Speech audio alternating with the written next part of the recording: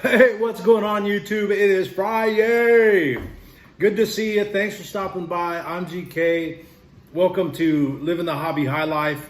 We've had several new subscribers show up over the past week or so. So thanks to you for stopping by to check us out. We've also got quite a bit of comments and feedback post episode, and man, I can't tell you enough how much I appreciate that. So thank you, and keep those questions, thoughts, observations coming, because it like triggers me to think about something that we're doing with card sales or our card collection that we can talk about tomorrow or the next day. So appreciate you on that. Today we've got some outgoing mail. I'm going to kind of expand a little bit on the shipping deal, the shipping process that we talked about in our last episode for PWE.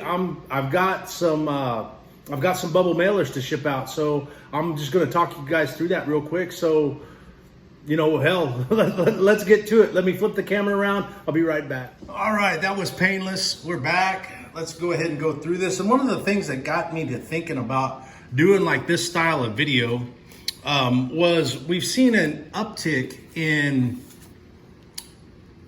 customer return requests for our PWE shipments for guys that are saying, hey man, I haven't received my card. And 2 of those have dropped in the last week, and I would say we're probably at about 1 out of every 20 transactions that'll happen. But I did read something interesting on Twitter that applies to the card sales from another hobby account there on that platform, was that US Postal Service has kind of, they're short of money. And so what's happening is, instead of paying overtime, they're just leaving the mail in place. Now, the article was worded that, they're just going to leave the mail on the floor. The article painted a horrible picture of that organization, bless their hearts. But anyway, so it may take a couple extra days to get mail to people with PWEs. And I'm seeing that, people will talk about people will hit you up over a 99-cent card in sometimes as little as 3 days if it doesn't get there. So once it starts to stretch to 7 days, 10 days, you're going to get some messages, you're going to get some requests. Or the worst of it all is, hey man, please ship the product. That sucks. Especially if you're diligent in shipping your product, man, you just gotta, have some thick skin, wear your big girl panties, or whatever the case applies to you, and just do the right thing. We typically refund. I think I will come into listings and add a disclaimer though, based on USPS's recent developments beyond our control.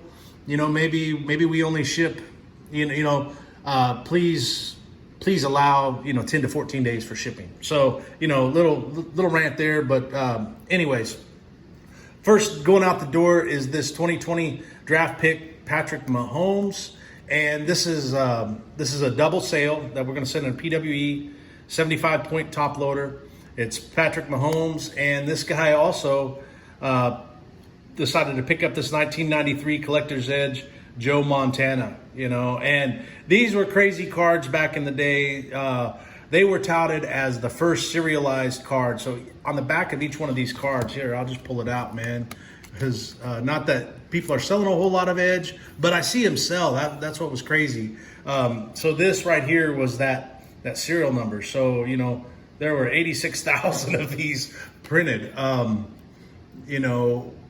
which back then, I guess it was a claim to fame. I didn't think to realize back then that 86,000 of something was crazy. At any rate, I'm appreciative to this buyer. We can pass this from our collection to his at a small nominal price. We're thinking like 99-cent card there. So, and then we've got this Tom Brady Air Marshals 2014 Prism, not numbered, and that's what we're gonna go. We're gonna use that for our little shipping display example. Here's a Juan Thornhill 2019 Select Prism, and then a McCole Hardman Select Premier Level Base. Or no, this is Concourse, and this is Premier Level. So Premier Level, and then the concourse, the silver. These didn't sell as high as I wanted to, but they still sold over the price point. They go out to one buyer. This will be a PWE shipment. Then we have a 2020 Prism Draft Picks Patrick Mahomes Crusade. Cool card going out. Then we have a 2019 Prism Draft Picks Christian Kirk Pink Pulsar Prism going somewhere in Texas. Probably an A&M fan. And that's one cool thing about the college cards is they appeal to not just professional but college buyers as well. We have a 2019 Optic Richard Sherman base along with a 2019 Contenders Draft Pick Jerry Rice going out to a 49ers fan. We've got another Joe Montana. You know, there's a run on 49ers right now. Like, man, that's 1, 2, 3. 3 of those cards have sold, and we haven't had any action on those in a while. Here is a 2015 Contenders die cut Joe Montana, not numbered.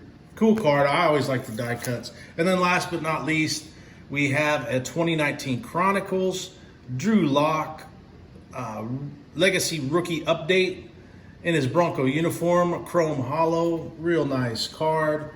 That didn't stay up there long, so like for this card, these 2 cards,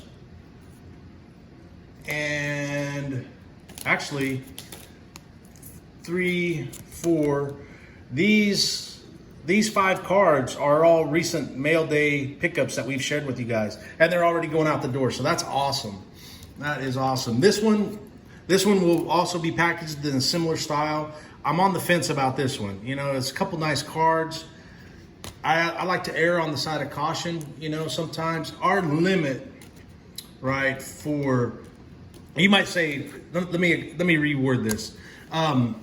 You might say, GK, what's your threshold or what's your limit? What makes you decide to take a card and sell it for this amount of money? Or let me back up. GK, what makes you ship in a bubble mailer versus a PWE? And I'll tell you. Well, I'll tell you here in a second. Hold on, let me pause. All right, we're back. Kind of forgot to get our thank you notes in order. So this card right here is going out to Brandon in Sherwood, Indiana. So let me scratch that down real quick. And you know, the thing of it is, I say at $6. $6 is my threshold for bubble mailer. And really how I came to that number was the amount of cards that I could fit in a PWE safely and securely. Let me scratch this out real quick, and then we'll get back to talking about it. But yeah, so I thought, man, you know, I can send so many cards. Like I can send 2 cards safely, you know, in a 2 to 4 cards, whatever can fit in a top loader, 100 point or less. And you know, that's above that. That might push that $6 threshold. So I looked at $6 as the baseline, and you know, to be honest, I lose a little bit of money on the top end because, you know, like for instance, this card sold for $5.87, and I believe we bought it for under. We did buy it for under $2. This is one of the mail day specials that we shared. So at $5.87, it's going to cost us probably right around $2.93, roughly $3 to ship, and so our net's not going to be as good. And we could probably get by with mailing this in a PWE, but since we said $6, we're going to stand by our word. Now for this, I'll take that. And yesterday we showed you the like the Cheerios boxes. This is like thicker cardboard, so like a cardboard box or something like that. They're not as thick as we'd like. And on a single card, I like to double up these cardboard sheets on both sides. So we have the card in a penny sleeve, in a top loader, in a team bag with a thank you note. Just place it safely in there. And I kind of square those guys up to where all the corners and edges are the same. And then this just the same as we showed you on the last episode, you know, a little bit of painter's tape, just like this. And it goes down pretty good. You know, Luminance came out earlier this week, and it was the first look at Tom Brady in a Buccaneers uniform. And that was kind of crazy. I thought, you know, kind of crazy, kind of cool. I really liked Luminance last year. I'm not really chasing any Luminance this year. Definitely not in boxes or packs. You know, I might pick up some singles because I do like their photography.